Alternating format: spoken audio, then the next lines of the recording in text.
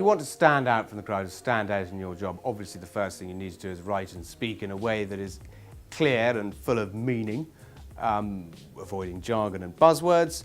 Outside of that, I have a chapter in my book entitled How to Stand Out in Your Job. I did consider calling it Effective Internal Communications, and then I thought, well, if I did that, I would be using words without any real meaning. We hear effective internal communications or its little sibling internal comms all the time. What does it mean? What does it mean?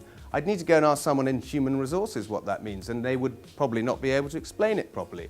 What we mean by effective internal communications is getting on with people so you can do your job better. So the first lesson has to be, don't use the phrase effective internal communications. And the second is, get on with everybody. It can be hard, but work with people. Don't be ambitious. Don't try and get ahead of people. Just be well-mannered. It's quite old-fashioned, polite, treat people with dignity and respect, and work hard. I mean, it's all the obvious things. But at the heart of it all is being able to articulate your ideas in a way that is simple, clear, and with humanity. When it comes to your CV, I think what a lot of people get wrong is they forget about the message they're trying to get across, and they fill it with platitudes again. They fill it with buzzwords and jargon. So rather than trying to tell a story and match your skills to the job you're applying for, you'll write waffle like, I'm a highly motivated, outcome-focused, dynamic self-starter. Name one CV, one person who isn't. And what is outcomes focused anyway? What does that mean? I decide to get dressed in the morning. That makes me outcome focused.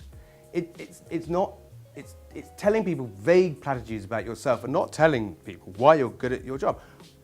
I beat the sales record on this.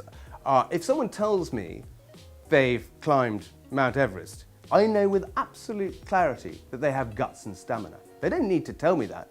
They're probably dynamic too.